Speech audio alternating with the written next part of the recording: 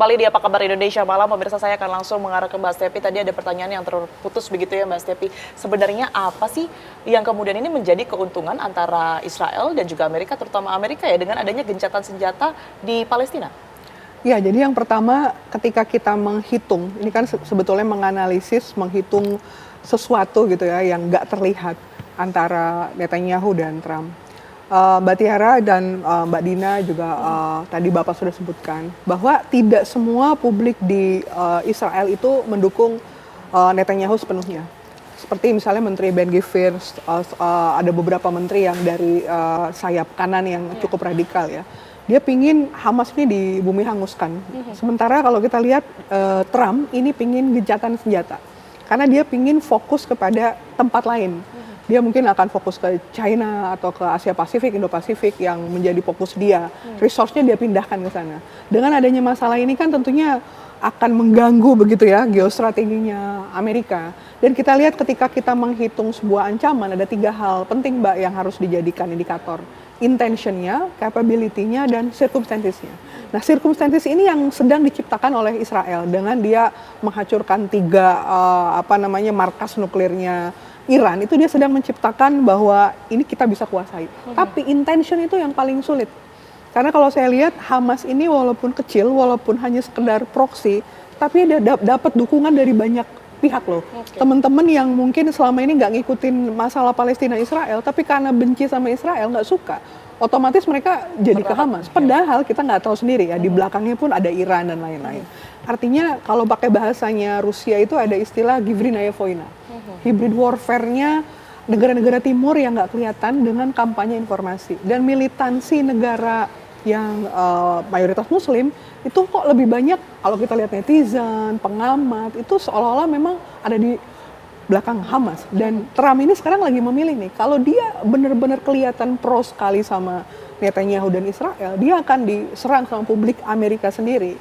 Kita ingat di Amerika Islam juga tumbuh luar biasa ya, cepat gitu. Dan negara-negara lain. Jadi sekarang Israel ini sedang jadi musuh bersama. Baik. Sehingga kalau ditanya 60 hari bisa atau enggak, saya merasa 50-50 nih. Karena masih fragile juga, masih rapuh gitu Mbak.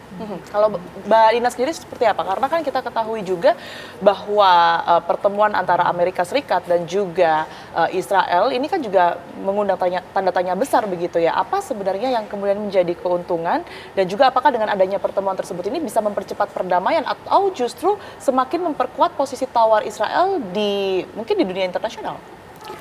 Baik, kalau dari sisi powernya Israel nih selama ini, dan kalau lihat pola-pola sebelumnya ya, karena kan Gaza itu berkali-kali dibom juga sama Israel, tapi biasanya itu berakhir dengan gencatan senjata. Dan selalu gencatan senjata itu terjadi ketika Israelnya keteteran, karena ada serangan balasan dari pihak Palestina.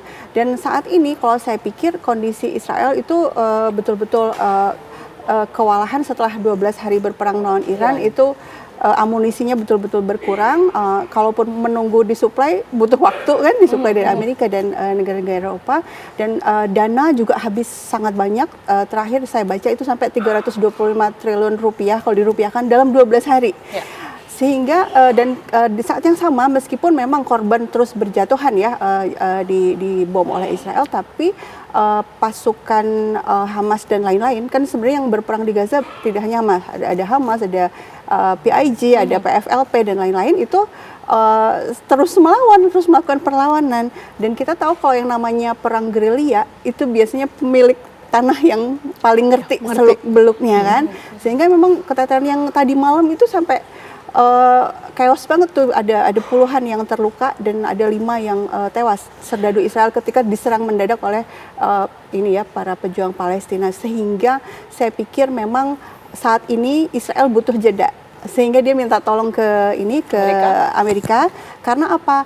Jeda itu kan kalaupun ada gencatan senjata, Israel pengennya yang dia penginkan kan diterima oleh pihak Hamasnya. Sebenarnya Hamasnya juga pengennya keinginannya dia juga kan yang ditandatangani. Nah ini yang saya pikir usaha Netanyahu datang dan kemudian agak-agak ambil muka gitu kan ke Trump, itu meminta agar Amerika memberikan tekanan justru kepada pihak Palestinanya agar menyetujui apa yang diinginkan, misalnya 60 hari saja, misalnya gitu. Ya. Mas Hasib, Anda bisa melihat tidak sih bahwa Amerika dan juga Israel ini merupakan semacam jalur bypass diplomasi dari diplomasi resmi begitu ya, yang kemudian ini dilakukan oleh Mesir mungkin atau Qatar atau bahkan PBB begitu ya. Anda bisa telatah atau adanya kemungkinan-kemungkinan ini yang kemudian disoroti oleh dunia? Saya rasa sekarang kekuatan dunia deadlock ya, untuk menghadapi situasi di Gaza. Dan ini menurut saya PR serius bagi komunitas internasional kalau kita ingin betul-betul sebuah tatanan yang adil dan beradab lah bagi semua golongan, terlepas negara dan kelompoknya. Nah, saya tertarik dengan pertanyaan Mbak Tiara, apa kepentingannya? Sebenarnya kalau kita baca ya, ini pasti kalau optimistik seperti sekarang, Hamas jangan lupa, Hamas sangat mendukung ini. Dan catatan Hamas itu cuma 3, yang sebenarnya nggak terlalu sulit. Cuman ini memang ada perubahan, saya mungkin menyebutnya di antara Trump dengan Netanyahu gagal deal. Sehingga tadi pagi walaupun sudah pesta, tapi saya katakan pestanya nggak sempurna. Coba lihat, gelasnya cuman air putih. Kalau di sini air putih kan memang dari sponsor gitu kan. Kalau di sana itu makna gitu. Jadi nggak ada air panas, nggak ada air dingin. Jadi ini kayak semacam sebuah pesta yang gagal besar sesuai dengan rencana. Dan bagi saya yang mungkin menciptakan itu adalah gagal deal di antara Trump terutama dengan Netanyahu. Kepentingannya pasti ada. Misalkan kalau dari Trump kita bisa baca minimal 3 saya bilang kepentingan. Yang pertama, Trump itu punya ambisi untuk menjadi tokoh perdamaian dunia. Dan Netanyahu tahu itu. Karena itu dia pakai cara carmuk gitu ya kata orang sini, cari muka itu langsung, oh saya usulkan ini Anda untuk jadi pemenang Nobel perdamaian. Padahal yang mengusulkan adalah orang yang DPO penjahat perang. Itu kan apa artinya gitu. Tapi itulah cara Netanyahu untuk ngelobi itu. Trump sekali lagi kepentingannya berkepentingan dengan itu. Dan yang kedua, kalau ini dicapai, itu memenuhi janji kampanye Trump bahwa dia ingin menjadi pahlawan perdamaian bagi dunia.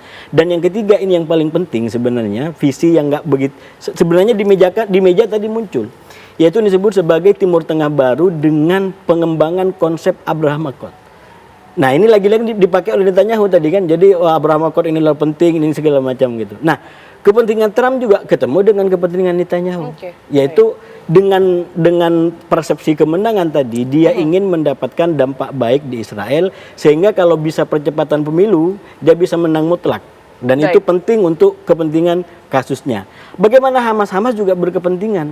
Kalau nggak ada kepentingan semua tidak akan ketemu gitu. Cuman sekali lagi, hanya catatan 3 hal dari Hamas yang sebenarnya nggak terlalu persoalan kan. Yang pertama catatannya apa? Minta bantuan kemanusiaan kembali ke PBB, jangan lewat Amerika Israel yang blunder ini gitu. Itu kan nggak masalah sebenarnya. Yang kedua dia minta apa Hamas? Dia minta agar setelah 60 hari jangan langsung perang, kalau belum selesai kita berunding lagi. Kan normal itu sebenarnya. Dan yang ketiga Hamas minta agar penarikan mundur yang jelas dari Israel dari kota-kota, itu kan logis sebenarnya. Kurang lebih sama begitu ya Mas Hasib dengan apa yang kemudian diminta Hamas di gencatan-gencatan senjata sebelumnya begitu ya. Persis, nggak ada perubahan. Baik, sebenarnya. Itu yang kemudian ini menarik. Apa yang kemudian ini bisa diwujudkan begitu ya sebagai kesepakatan kedua belah pihak nantinya. Kalau tadi Mbak Stepi sudah menyebut bahwa nampaknya 60 hari ini sangat rapuh begitu ya jika dilanjutkan menjadi perdamaian yang permanen begitu. Itu yang nanti akan kita bahas usai jeda. Kita juga akan menghadirkan pemirsa bagaimana kemudian ini update terkini berkaitan dengan situasi di Amerika Serikat. Usai jeda berikut ini kami akan kembali untuk Anda.